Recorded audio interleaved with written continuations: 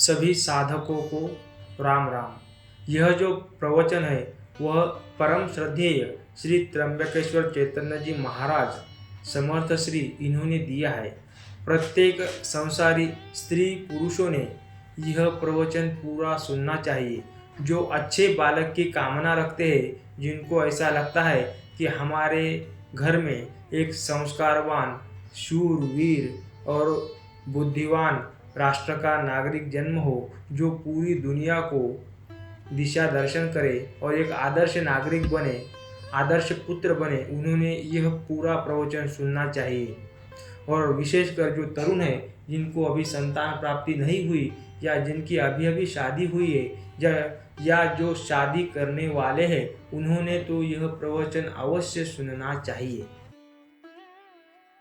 महाराज जी कहते हैं, जिस प्रकार अच्छी फसल पाने के लिए हमको अच्छी भूमि, अच्छा बीज, अच्छी जलवायु तथा उचित समय के साथ शुभ संकल्पवान, समर्पित, श्रमाराधक व्यक्तियों की आवश्यकता होती है, ठीक उसी प्रकार अच्छे सज्जन व्यक्तियों को पाने के लिए हमें अच्छे संस्कारवान माता पिता, अच्छे वातावरण वाले परिवार, अच्छे संस्कार देने वाले शिक्षक, अच्छे लोगों का समाज तथा अच्छा विशुद्ध सद्विचार, सदाचार युक्त वातावरण आवश्यक होगा। किसी महापुरुष ने बहुत अच्छी बात कही, यदि आप एक दशक की योजना में सफलता पाना चाहते हैं तो अच्छी फसलें लगाओ। यदि आप 100 वर्ष मतलब एक शताब्दी के लिए कोई योजना चाहते हैं तो आप श्रेष्ठ छाया तथा फल देने वाले महावृक्ष लगाओ। यदि आप सहस्राब्दियों को प्रभावित करने के लिए कोई योजना बनाना चाहते हैं तो आप अच्छे संस्कार वाले मनुष्यों से सजे परिवारों का सुंदर समाज बनाने पर विचार कीजिए। अच्छे बालक ही अच्छे नागरिक बनेंगे तथा समाज और राष्ट्र को उन्नति के शिखर पर ले जा सकेंगे। जब कोई बालक का जन्म हो तो उसके जन्म के पूर्व हमें क्या तैयारी करनी चाहिए? इसकी शुरुआत तब से करनी होगी जब पिता का तेज माता के गर्भ में स्थापित होने का मुहूर्त होगा। भगवत स्मरण पूर्वक इन गर्भाधान संस्कारों को भी हम वासना पूर्ति का साधन न मानकर उपासना का अंग बना सकते हैं। समाज सेवा के महायज्ञ में अपनी पवित्र आहुति दे सकते हैं।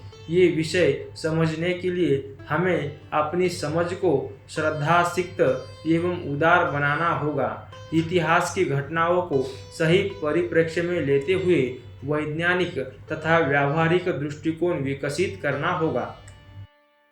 प्रसिद्धि है कि अभिमन्यु ने चक्रव्यूहों का भेदन करना माता सुभद्रा के गर्भ की पाठशाला में ही सीखा था। योगेंद्र वृंद वंदित पाद पादारविंद ज्ञानादित्य श्री अष्टावक्र जी महाराज को भी समग्र वेद राशि का बोध मातृगर्भ की पाठशाला में ही प्राप्त हुआ था। भक्तराज प्रहलाद जी महाराज ने तो स्वयं स्वीकार किया कि जब मैं माता के गर्भ में था तब श्री नारद जी महाराज ने मेरी माता को दिव्य भक्ति ज्ञान का उपदेश दिया था। माँ तो स्त्री होने के कारण तथा समयाधिक्य के कारण भूल गई, परंतु मैं नहीं भूला। मातृगर्भ की शिक्षा संस्कार के विषय में श्री शुकदेव जी स्वयं परम प्रमाण है। अधिक क्या कहे, शिवाजी के विषय में सुना जाता है कि माता जीजाबाई जी उनको विविध पुराणों की कथा सुनाती थी तथा भारतीय संस्कृति की रक्षा, गोरक्षा, हिंदुत्व रक्षा, देव प्रतिष्ठा की स्थापना हेतु उस अजन्मे शिशु को प्रबोधित करती थी, जिसका परिणाम आपके सम्मुख है। शिवा ने कभी अपनी माँ का वचन नहीं टाला तथा तुलजा भवानी और माता जिजाई में अभेद मानकर सदा उनके चरण वंदन करके ही दिवस का आरंभ किया। असंख्य उदाहरण हैं जिनके द्वारा यह विषय समझा जा सकता है। अतः जब बालक माता के गर्भ में हो तब माता को पौष्टिक सात्विक पवित्र आहार, सात्विक पवित्र वातावरण मिले, जिससे माता प्रसन्न रह सके, क्योंकि उस समय माता रोती है, दुखी रहती है तो बालक का विकास प्रभावित होता है। माँ अधिक न सोए, अधिक न खाए, लड़े नहीं, बुरा न सोचे, भगवत स्मरण करे। जन्म के उपरांत आप ये मत समझना कि शिशु छोटा है, वह सुनता नहीं, समझता नहीं, जानता नहीं। आप ही सोचो, जो शिशु गर्भावास में सब कुछ जानता है, वह जन्म के उपरांत क्यों नहीं जानेगा? हाँ, वह जानकर, देखकर, समझकर भी स्पष्ट प्रतिक्रिया नहीं कर पाता, और यदि अपने ढंग से वह संकेत करता भी है तो हम जान नहीं पाते। परंतु छोटे से छोटा बालक भी अनुकूलता पाकर मुस्कुराता है, किलकारी भरता है, हाथ पैर हिलाता है, नजरें झुकाता है, अथवा बहुत गौर से एकटक आपको निहारता रहता है। यह वह समय है जब बालक का चित्त आंखों के पवित्र कैमरे से आपकी फोटो खींच रहा है। प्रतिकूलता पाने पर वह रोता है, अनजाना व्यक्ति पाकर वह असहज होता है। हे सुभद्र जनों, समझो, यह जीवन निर्माण का सर्वाधिक महत्वपूर्ण समय है। इस समय में बालक की उपेक्षा न करो। जैसे जैसे बालक बड़ा होता जाए, उसको अच्छे संस्कार दिए जाए। माता पिता, भाई बहन, दादा दादी, ताऊ ताई आदि सभी स्वजन परिजन ऐसा पारिवारिक वातावरण दे कि जिससे वह कुसंग की अंधियारी रात में राह भटकने पर भी विचलित न हो सके, अपना सत्पथ न छोड़ सके। बालक को अपने धर्म, कुल, जाति, राष्ट्र की समझ हो, उसे गौरव हो, वह हीन भावना का शिकार न बने। बालकों को स्पष्ट बताया जाए कि क्या करे और क्या न करे, क्यों करे और क्यों न करे, किसी चीज से लाभ क्या है और हानि क्या है, कौन सी भी चीज कब करे और कब ना करे, कोई भी कृत्य कैसे करे कैसे न करे, कोई भी व्यवहार कहाँ करे कहाँ न करे, उचित क्या है अनुचित क्या है, जीवन में किसका संग करे किसका संग ना करे, जीवन में मित्र कैसा हो, कैसे लोगों की मित्रता हानिकारक है, हमारे जीवन का आदर्श कौन होना चाहिए। जैसे भगवान राम, भगवान कृष्ण, महाराणा प्रताप, वीर शिवाजी, गुरु गोविंद सिंह, आचार्य शंकर जी, महारानी लक्ष्मीबाई, मीराबाई हमारे आदर्श होने चाहिए, न कि अन्य कोई। सच्चरित्रता का, सदाचार का, सद्व्यवहार का भाव बच्चों में आए, वे समाज को प्रकाश देने लायक बन सके, ऐसा प्रयास करें। हमारे बालक कायर, भीरू न बने, उनके अंदर सत्य, न्याय, सिद्धांत के प्रति सम्मान का भाव हो। उन्हें बताया जाए कि हमारे पूर्वज चोटी जनेऊ की रक्षा के लिए गर्दन कटाना स्वीकार करते थे, परंतु स्वधर्म नहीं त्यागते थे। जोरावर सिंह तथा फतेह सिंह, गुरु गोविंद सिंह के दो पुत्र, 5-7 वर्ष के बालक मृत्यु को गले लगाते हैं, दीवार में चुनवा दिए जाते हैं, परंतु स्वधर्म नहीं त्यागते। 5 वर्ष का ध्रुव वन में जाकर अभयत्व के साथ तप करके परमात्मा को पा लेता है। 5 वर्ष का नचिकेता यमराज के घर पहुंचकर 3 दिन तक भूखा प्यासा रहता है और मृत्यु के देवता यम से मुलाकात करके ब्रह्म विद्या पा लेता है। तब फिर आज हम क्यों नहीं पा सकते?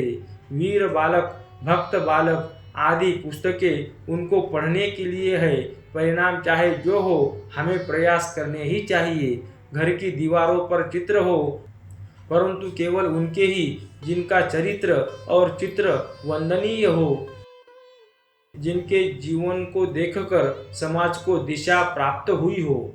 आज के समय में सर्वाधिक आवश्यकता है माता पिता, घर के बड़े लोगों के बीच असामंजस्य, वैचारिक मतभेद, असहमति हो तो कोई बड़ी बात नहीं है, परंतु वह मतभेद मनभेद न बने, असहमति कलह का रूप धारण न कर ले। हर समय की तू मैं से बच्चों को विरासत में विषाद, बिखराव, बेचैनी तथा आक्रोश मिलता है, जिससे उनके अंदर विचित्र असहिष्णुता भरी चिड़चिड़ाहट घर कर लेती है। फलतः बालक गलत संगति में पड़ जाता है। दुर्व्यसन, दुर्गुण तथा दुर्जनों के संग से जीवन को विनाश के पथ पर डाल लेता है। जो असहमति के विषय हो उनको शांति से ठंडे दिमाग से मिलकर बैठकर निपटा लेना चाहिए। देख भाई, ये सच्चाई है। विवाद की जड़ में तुच्छाति तुच्छ कारण मिलेगा, अहंकार या मैं। बस इसी मैं से आक्रांत व्यक्ति जड़ जोरू जमीन का बहाना करके बात का बतंगड़ बना लेता है, जबकि सभी ये बात जानते हैं कि संसार का एक कण भी साथ जाने वाला है नहीं। इसीलिए भाई, जिन बातों में हम एक नहीं हो पाते उनको किनारे करके घर में, संस्था में शांति बनाए रखें। संसार भर की संपत्ति भी जाती हो तो जाए, परंतु मन की शांति न जाने पाए। मन की शांति अनमोल है। मन को शांति है तो नदी तट पर, जंगल में, किसी झोपड़ी का जीवन भी आनंद दे सकता है। और यदि मन को चैन नहीं है तो भव्य भवन, आज्ञाकारी संतान, सेवा परायण सेवक, मनोअनुकूल जीवन साथी, सामाजिक प्रतिष्ठा, उन्नतिशील व्यापार, सुंदर स्वस्थ शरीर तथा अपराजय व्यक्तित्व भी किसी काम का नहीं है। आपने कभी सोचा रावण के विषय में? नहीं सोचा होगा। रावण के पास दुनिया की दृष्टि से कोई कमी नहीं है, सब कुछ भरा पूरा है। सब दृष्टि से रावण का मुकाबला कोई कर नहीं सकता। ज्ञान में, विज्ञान में, वीरता में, धीरता में, युद्ध में, बुद्धि में, जिसकी प्रसन्नता पाने को लोकपाल दिक्पाल तरसते हो, जिसके क्रोध से चराचर कांप जाते हो, रहने के लिए विशुद्ध स्वर्ण का घर ही नहीं महादुर्ग हो, 1,00,000 पुत्र, 1,25,00,000 नाती हो, परंतु वह रावण भी जब कभी अपने अंदर झांकता है तो कांप जाता है। अंदर के खोखलेपन को देखकर रोने लगता है। भगवान शिव से प्रार्थना करता है, हे महादेव, मेरी जिंदगी तबाह हो गई। वह दिन कब आएगा जब मैं गंगा के किनारे पेड़ों और झाड़ियों के झुरमुट में अकेला बैठा बैठा अपने अहंकार को, अपनी पापिनी बुद्धि को त्याग कर अश्रु प्रवाह के साथ आपका शिव शिव नाम जप करता रहूँगा। हे शिव, अब इस बाहरी आडंबर से, बनावटी संसार की बनावटी प्रतिष्ठा से, बनावटी रिश्तों से, बनावटी प्रेम से, मिथ्या जय जयकार से अब जी उब गया है। हे देव, सब कुछ ले लो, मेरा वही निश्चल निष्कपट बचपन लौटा दो, जब मैं केवल और केवल आपका ही स्मरण करता था। आपकी चाहत में जिसने सिर कटाने में संकोच नहीं किया, वह रावण आज संसार में उलझ गया है। अस्तु हमारे घर का वातावरण ऐसा हो जहाँ शांति, सादगी, सदाचार, सद्विचार, सद्भाव के साथ साथ जीवन को समाज हित के लिए, राष्ट्र हित के लिए सदुपयोगी बनाने का उत्साहपूर्ण भाव बच्चों के मन मस्तिष्क में प्रतिष्ठित हो। व्यर्थ की दिखावट, सजावट तथा बनावट में, तड़क भड़क में बालक न फंसे। सादा जीवन उच्च विचार, सादा भोजन पवित्र आचार, सादा वस्त्र उज्जवल चरित्र, मधुर सत्य सरल वाणी और निष्कपट व्यवहार। बच्चों की जिज्ञासा को दबाया न जाए, अपितु उसका उचित समाधान करके उनको सत्य की खोज के लिए प्रेरित किया जाए। हर संसारी गृहस्थ को संतान प्राप्ति से पहले इस प्रवचन को अवश्य सुनना चाहिए। अगर आपने यह प्रवचन पूरा सुना है तो आपके आसपास जितने भी गृहस्थ स्त्री पुरुष है उनको यह प्रवचन अवश्य शेयर कीजिए। पूरा प्रवचन धैर्य के साथ सुनने के लिए दिल की गहराइयों के साथ मैं आपका आभारी हूँ। आपके घर में भी देश देव धर्म का रक्षण और पालन करने वाली संतति प्राप्त हो, ऐसी ही मैं भगवान से प्रार्थना करता हूँ। राधे राधे।